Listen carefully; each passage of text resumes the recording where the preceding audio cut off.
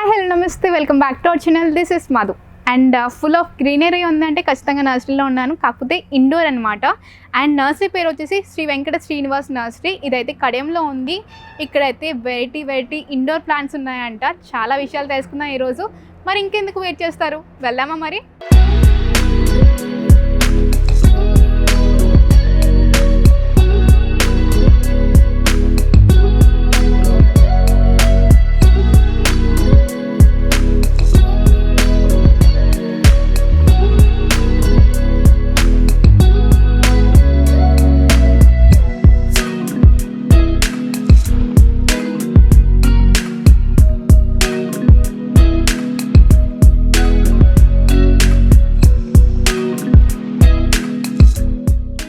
నా ముందున్న ఈ మొక్క పేరు వచ్చేసి కార్డిలైన్ ఫ్రూటికోసా అని పిలుస్తూ ఉంటారు.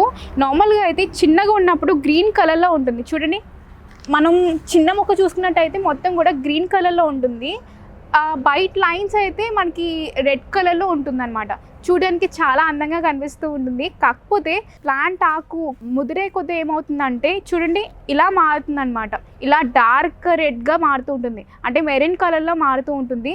దీనివల్ల అందంగా కనిపిస్తూ ఉంటుంది. అంటే రంగు మారితే మంచిగా హ్యాపీగా అనిపిస్తూ ఉంటుంది కదా, చూడడానికి చాలా అందంగా కనిపిస్తూ ఉంటుంది. ఎందుకంటే మామూలుగా వేరే మొక్కలు ఏదైనా చూసుకున్నా అంటే ముదిరిపోతుంటే అది మరీ డార్క్ గ్రీన్గా మారడం, లేదంటే ఇంకా వడిలిపోవడం లాంటివి జరుగుతూ ఉంటుంది. బట్ ఇదేంటంటే ఇంకా స్ట్రాంగ్గా అవుతూ ఇలా మొత్తం కూడా మెరూన్ కలర్లో మారిపోతూ ఉంటుంది. దానివల్ల ఏంటంటే డబల్ షేడ్ వస్తుందన్నమాట. ఎప్పుడూ ఒకే రకమైన మొక్కను కాకుండా డిఫరెంట్ షేడ్స్ కనిపిస్తూ ఉంటే మనకి హ్యాపీగా అనిపిస్తూ ఉంటుంది.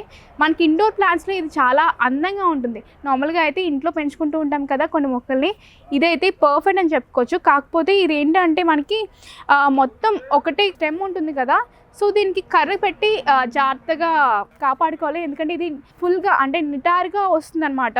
దానివల్ల ఏంటంటే దీనికి కర్ర సపోర్ట్ ఉంటే తప్ప సరిగ్గా పెరగదు, లేదంటే వంకర తింగరగా పెరగడం, లేదంటే వడిలిపోవడం లాంటివి జరుగుతూ ఉంటుంది. దానివల్ల షేప్ మొత్తం మారిపోతూ ఉంటుంది. కాబట్టి దీన్ని కర్ర పెట్టి జాగ్రత్తగా పెంచినట్టయితే చాలా బాగుంటుంది. ఇండోర్ ప్లాంట్స్కి అయితే పర్ఫెక్ట్ అని చెప్పుకోవచ్చు. మనం పెడుతూ ఉంటాం కదా, కారిడార్లో ఒకటే పెడుతూ ఉంటాం కదా, దానికి పర్ఫెక్ట్గా ఉంటుంది. అండ్ దీనికైతే రెడ్ సాయిల్ అయితే ఖచ్చితంగా సరిపోతుంది. కాకపోతే ఏంటంటే దీనికి వాటరింగ్ అయితే చాలా ఎక్కువ అవసరం.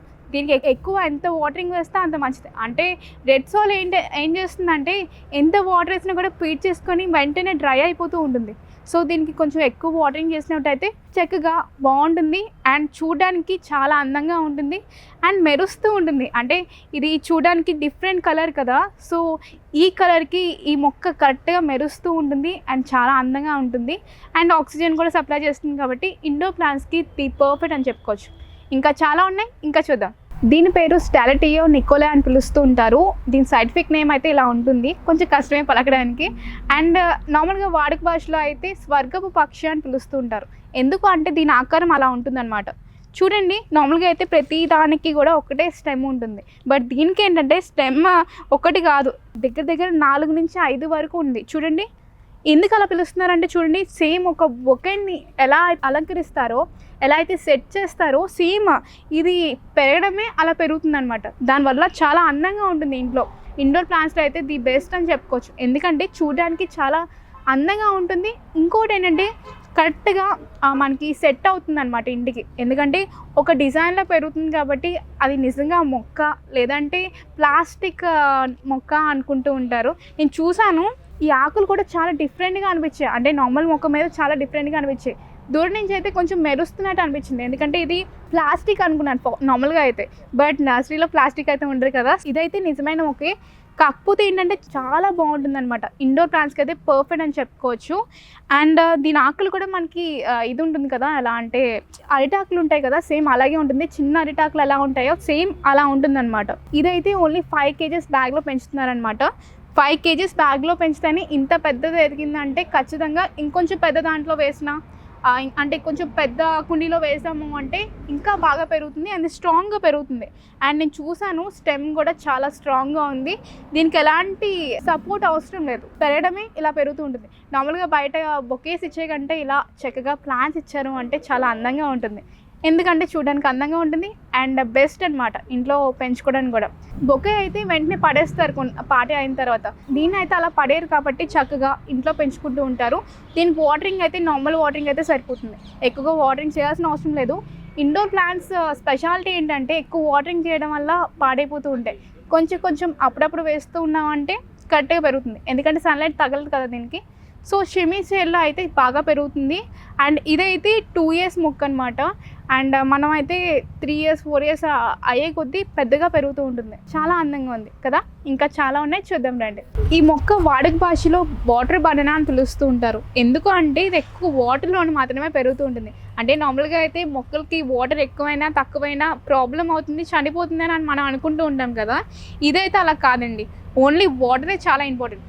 కింద ఎంత మట్టి ఉన్నా కూడా ఫుల్ వాటర్ ఉండాలన్నమాట. అంటే అసలు ఇంకిపోవడానికి ఛాన్సే లేదు. మనం చూసినట్టయితే మొత్తం కూడా వాటర్తో ఫిల్ అయ్యి ఉంటుంది. ఇది ఇండోర్ ప్లాంట్ అయితే కాదు. నార్మల్గా అయితే మనం ఫౌంటైన్స్ లాంటివి పెంచుతూ ఉంటాం కదా, లేదంటే వాటర్ ఫౌంటైన్ లాంటివి పెంచుతూ ఉంటాం కదా, చుట్టుపక్కల వేయడానికి చాలా అందంగా ఉండడానికి కొన్ని ప్లాంట్స్ పెంచడానికి ఇష్టపడుతూ ఉంటాం, అంటే వాటర్లో పెంచడానికి ఇష్టపడుతూ ఉంటాం. వాటికి ఇది పర్ఫెక్ట్ సరిపోతుంది.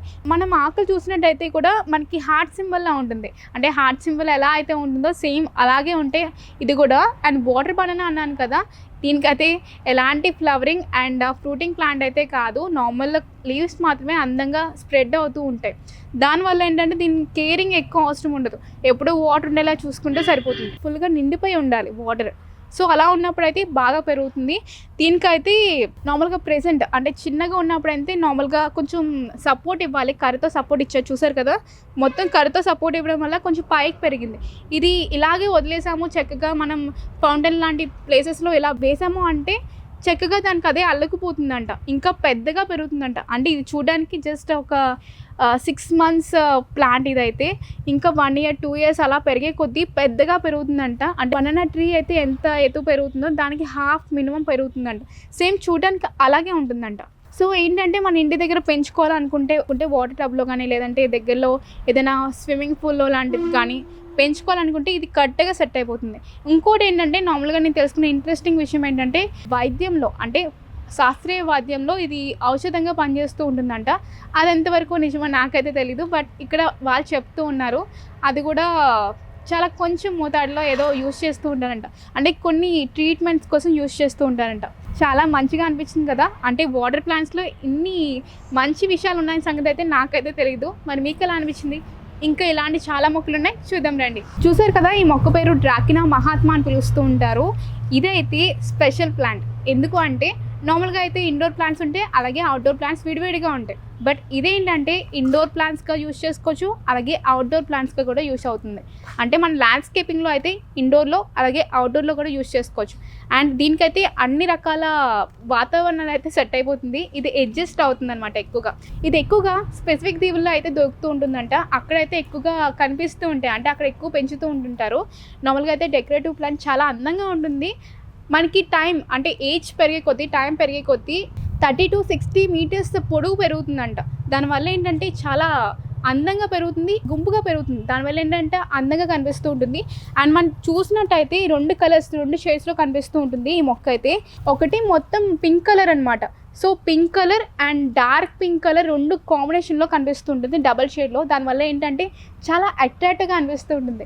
ఇంట్లో కొంచెం వెరైటీ మొక్కలు ఉంటే చాలా అందంగా పీస్ఫుల్గా అనిపిస్తూ ఉంటుంది కదా. అలాగే బయట కూడా ఇప్పుడు గ్రీన్ అని చూసినప్పుడు హ్యాపీగా అనిపిస్తుంది, బట్ వెరైటీగా చూసినప్పుడు ఇంకా హ్యాపీగా అనిపిస్తుంటుంది. మనసుకి ఏదో తెలియని గుడ్ ఫీలింగ్ వస్తుంది కదా. సో వాటికైతే ఇది కరెక్ట్గా సెట్ అయిపోతుంది. అండ్ ఇదైతే ఎక్కువగా కొన్ని అంటే స్పెసిఫిక్ దీవుల్లో ఎక్కువ పెరుగుతుందని చెప్పాను కదా, అక్కడ వాళ్ళు దీన్ని దైవంలా భావిస్తూ ఉంటారంట. అంటే దీనికి ఏదో సెంటిమెంట్ ఉందంట, అంటే గుడ్ లక్ ప్లాంట్ అని అలా వీళ్ళు సెంటిమెంట్గా ఫీల్ అవుతూ ఉంటారంట. అలాగే వైద్యాలలో కూడా కొంచెం ఉపయోగిస్తూ ఉంటారంట. అంటే నాకు ఏ వైద్యం ఐడియా లేదు, అంటే శాస్త్రీయ వైద్యం అంటారు కదా, అక్కడ వాళ్ళు కొంతవరకు దీన్ని యూజ్ చేస్తారని విన్నాను. అది ఎంతవరకు నిజమో నాకు మాత్రం తెలీదు. సో సీరియస్గా తీసుకోకండి, నార్మల్గా ఇన్ఫర్మేషన్ కోసం చెప్తున్నాను. అండ్ ఇంకోటి ఏంటంటే దీనికి ఎక్కువగా వాటరింగ్ అవసరం లేదు, నార్మల్ వాటరింగ్ అయితే సరిపోతుంది. అండ్ దీనికైతే ఖచ్చితంగా బ్లాక్ అండ్ రెడ్ సాయిల్ కలిపి ఉండాలి, అప్పుడే బాగా సెట్ అవుతుంది. లేదంటే ఎక్కువ రెడ్ సాయిల్ ఉన్నా లేదంటే బ్లాక్ సాయిల్ ఉన్నా కూడా ప్రాబ్లం. అంటే బ్లాక్ సాయిల్ అయితే దేనికైనా సెట్ అయిపోతుంది, బట్ రెడ్ సాయిల్ అయితే ఎక్కువగా వాటరింగ్ అవసరం అవుతూ ఉంటుంది కదా. సో దీనికి రెడ్ అండ్ బ్లాక్ సాయిల్ ఉంటే కరెక్ట్గా సెట్ అయిపోతుంది. అండ్ ఇదైతే నార్మల్గా 5 kgs బ్యాగ్లో పెంచారు. చూడండి ఎంత పెద్దగా పెరిగిందో. చాలా అందంగా ఉంది కదా, నాకైతే బాగా నచ్చేసింది. మీకు ఎలా అనిపించింది? ఇంకా ఇలాంటి మొక్కలు చాలా ఉన్నాయి ఇక్కడ, చూద్దాం రండి. ఈ మొక్క పేరు వచ్చేసి రాపిస్ ఎక్సెల్సా అని పిలుస్తూ ఉంటారు. నార్మల్గా అయితే ఇది ఎక్కువగా ఇండోర్ ప్లాంట్ అనమాట. ఎక్కువగా ఇంట్లోని మాల్స్లోని అలా పెంచుతూ ఉంటారు ఎక్కువగా. ఎందుకు అంటే ఇది ఏ వాతావరణానికైనా అలవాటై ఉంటుంది. అంటే మనకి సీజన్స్ మారుతూ ఉంటాయి కదా, రెయినీ సీజన్ అని, సమ్మర్ సీజన్ అని, అలాగే వింటర్ సీజన్ వస్తూ ఉంటుంది కదా. దానివల్ల ఏంటంటే ఇంట్లో టెంపరేచర్ కూడా మారుతూ ఉంటుంది. సో అన్ని మొక్కలు కూడా దానికి సెట్ అవ్వవు. కొన్నిటికి కొంచెం టెంపరేచర్, రూమ్ టెంపరేచర్ వేడిగా కొంచెం ఆ టైప్లో ఉండాలి ఎక్కువగా. దీనికైతే ఏ వాతావరణమైనా, ఇంట్లో ఏ వాతావరణం ఉన్నా కూడా ఇది అడాప్ట్ చేసుకుంటుంది అనమాట. సో అందుకనే ఎక్కువగా మాల్స్లో ఎక్కువ కనిపిస్తూ ఉంటుంది ఈ మొక్క అయితే మనకి. ఇండోర్ ప్లాంట్ ఇది మాత్రం. అండ్ నేను చూసాను చాలా, ఏంటి మొత్తం డిఫరెంట్గా అనిపిస్తుంది నాకు. అంటే ఇది మొత్తం కూడా నాకు ఆకులా అనిపించట్లేదు, చాలా గట్టిగా ఉంది. ఎవరైనా లాగినా కూడా రాదు, చాలా గట్టిగా ఉంది. అండ్ ప్లాస్టిక్లా అనిపించింది నాకు దూరం నుంచి చూసినప్పుడు అయితే. ఇది చూడడానికి మనకి ఎలా అనిపిస్తుంది అంటే ఒక స్టెమ్కి చాలా వరకు మనకి బ్రాంచెస్ ఉంటాయి కదా, బ్రాంచెస్కి ఆకులు ఎక్కువగా వస్తుంటాయి. దీనికి ఏంటంటే ఒక బ్రాంచ్కి ఒకే ఆకు వస్తుంది, దానివల్ల చాలా అందంగా కనిపిస్తుంటుంది. అండ్ మనం ఆకు చూసినట్టయితే చాలా డిఫరెంట్గా ఉంటుంది. ఇది విసిన్కర్ర ఉంటుంది కదా, సో విసిన్కర్ర షేప్లో ఉంటుంది ఒక ఆకు. చూడండి దగ్గర దగ్గర 5 వచ్చింది ఒక బ్రాంచ్కి.